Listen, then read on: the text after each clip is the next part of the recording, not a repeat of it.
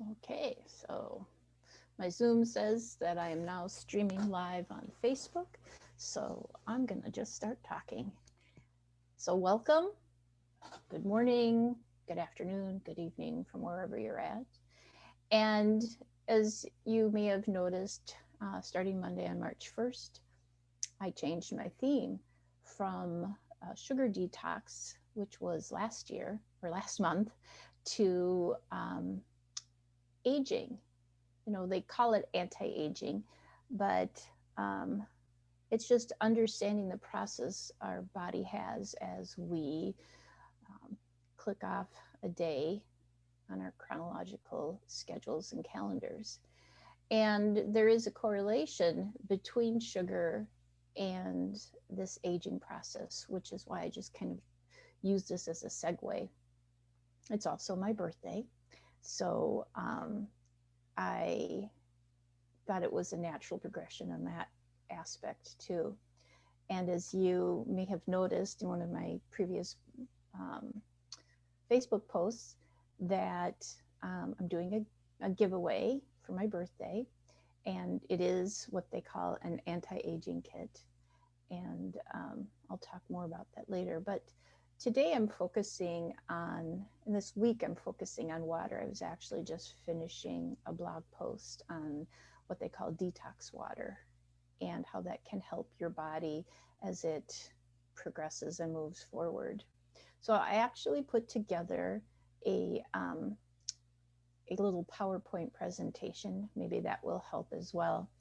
And then also, if you wanted to join me in here, um, I will put the link for this here um, for the to join me here on Zoom, so that you can be here live. So, it's just nice being able to talk to each other face to face without just having to type everything in. And so I just put that in the link as well. So feel free to come in, join me, and share your thoughts and ask your questions. But meantime, I am going to start and share my little PowerPoint here. So share screen, share screen, share screen. Okay. And we'll go over here. And, oh, I bet I have to, I'm going to see, do you guys see this? Make sure. Yep, you do. Okay. So, from the beginning. All right. So, the anti-aging benefits of water. And, I thought about it as I was just looking at it, going, fight the many signs of aging. I don't want us to fight our body. I want it to understand it so that we can be in alignment with it as we get older on the progressive wheel of life. So so understanding these signs that our body is telling us, helping it to increase our energy levels, and helping to stave off certain illnesses that could come along if we're not paying attention. So, we all know that water is an extremely important nutrient for survival. It's, but besides keeping us alive or just quenching our thirst, it it can do a number of things in our body to keep us healthy and to help fight. I don't want to help understand this aging process. Um, many experts say the average person should drink about 64 ounces of water per day. There are other experts that say you should drink a half ounce for every pound of body weight to account for all the water loss through maybe you consume coffee or alcohol or things like that. Um, regardless of the number you use, the sad truth is that most of us do not consume nearly enough water throughout the day to really reap the benefits, the tremendous benefits that clean, fresh water can give us. So I'm going to go over some aging benefits of water. All right. And actually, I only have 8. I had 10, but I didn't want to put them all on here. So the first one is it feeds and cleans the cells. Water makes up more than 60% of our body weight. And without enough water, other nutrients in the form of food or supplements will just have a hard time being assimilated quickly and efficiently. Water moves in and out of the cells on a constant basis, and this process helps dissolve the nutrients and carries them where they need to go. And it also carries out the waste of the body. Water also feeds your cells to give you the energy you need. So before grabbing that next cup of coffee or maybe one of those expensive energy drinks, just try downing a big glass of water instead. All right, the second one is it improves the digestive process. Water works much like oil does in a machine. It just keeps us running smooth.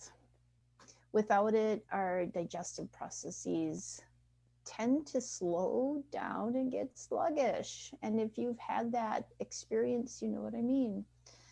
So this can cause a digestive backup, or in other words, constipation. And that has really been something I have struggled with and have definitely noticed the difference when I'm drinking the water that my body needs. You know, one thing I'll throw in here too, when we're talking about how much water to drink, you know how we sometimes say, look at your poop after you have a bowel movement to see what it looks like. I'd suggest to do the same thing with your water. If it's too clear, you could be drinking too much water. And if it's too dark, you're not drinking enough. You want it to be, you know, that just right is kind of a light straw color. It should have some color in there. Your water can help you maintain an even body temperature. So whether it's extremely hot or extremely cold in your room temperature or your environment temperature, water is a crucial element to helping your body temperature, you know, staying out of the danger zone. In extreme heat, our body will sweat. I'm sure we've all experienced that. And that can cause a loss of a lot of water. And so not only will water help to keep your body temperature from overheating, it can also, this overheating can cause heat stroke. It will also prevent serious dehydration that can happen when you get too hot. Now, in cold weather, like we're experiencing here where I live, hypothermia is just as serious as heat stroke.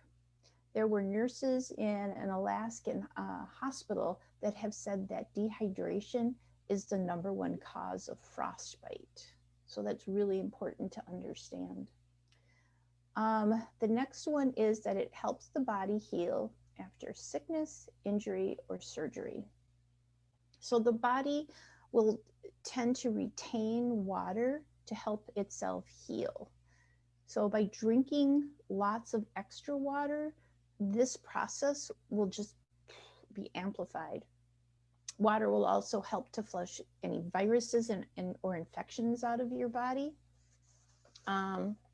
which, you know, if you're having surgery, it's really important because as sterile as they try to keep the environment, sometimes some of the antibiotic resistant illnesses that are coming up are actually occurring in the hospitals themselves. Speaking of water,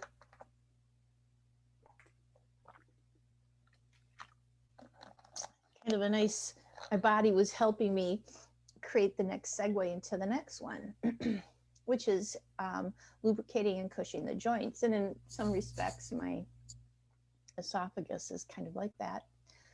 Um, Water molecules don't like to be too crowded close together. So, because of this, water molecules will spread out and they form kind of a cushion, and that can help lubricate the joints.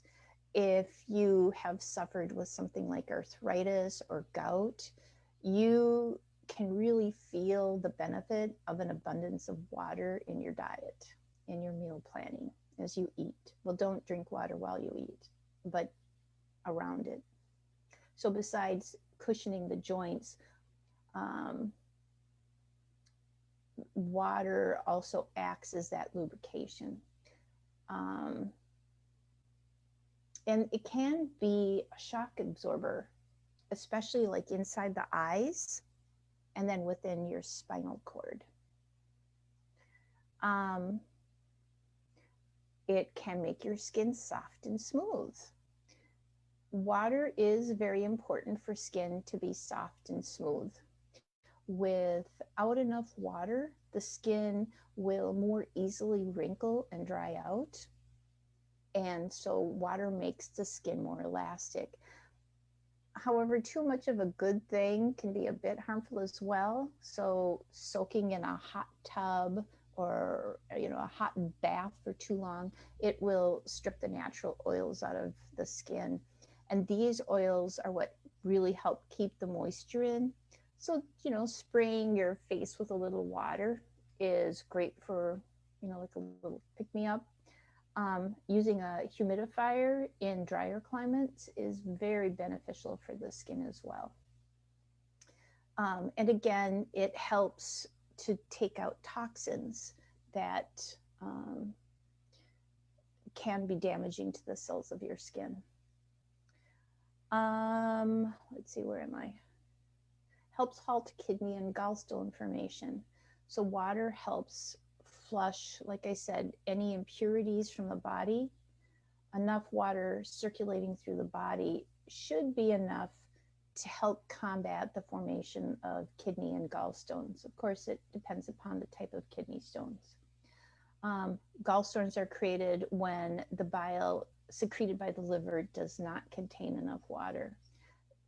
And that's just part of the process. Obviously, it's a little more complicated than that. But it is really important to stay hydrated for that reason. And drinking plenty of water will just keep these two organs, your kidney and gallbladder, just working with ease. And drinking water can help make you smarter. The brain is one of the most vulnerable parts of the body that is highly affected when we are not consuming enough water. Water will help you to be able to focus, concentrate, and just complete tasks more efficiently. So, have you ever stopped to think about how much water you drink in a day? Is it enough to accomplish the important tasks your body requires of you, that you can, hit that mark? Drinking water only when you feel thirsty is not a good way to judge whether or not you're drinking enough water. And I can testify to that because that's what I have a tendency to do. I get so busy, and even though my water is like right here, I just kind of get focused on something and I don't realize it until I'm feeling a little parched, and that's almost too late. So I have to give myself little prompts to remember to drink it. Also, in the blog posts I'm writing, I like to put different things in my water, different herbs and fruits and vegetables. So that really is a motivation and inspires me to drink more water as well. And, I was talking about how I get focused, but sometimes the reason I'm focused is because I'm having a hard time concentrating. You know, and so this is affecting my brain. And the fact of the matter is, by the time your brain signals your body to trigger a thirst response, you have, like I said, you've already gone into a slight dehydration. So by remembering to drink at least 64 ounces, clean, fresh water every day. I have a Berkey that I am filling up a couple times a day. Which reminds me, I need to clean my filters or switch my filters. But if you're drinking this water every day, you will be in a great place to help your body as it ages. We all age, no matter what age we are. Whether you're 18, 24, 36, whatever age you are every day moving along that calendar. And so as you help support your body as it ages, this can also increase your energy level and, like I said, to help stave off some of those illnesses as well. So I'm going to stop sharing and see if there's anybody that is joining me. And I don't see anybody there. So as you watch this video, feel free to leave comments of what you think and what is your water consumption, and I'll post the blog post later, so maybe you will get some inspiration too on the importance of water to take care of yourself. One last thing I was going to mention too, especially when we're going through trying times that create stress, and we're looking at our emotional body as well, that can also kind of stir things up and release toxins or create toxins. So staying hydrated for your emotional well-being, your spiritual health is important as well. So anyway, all right, take care, and I look forward to helping and supporting you however I can. Alrighty, bye.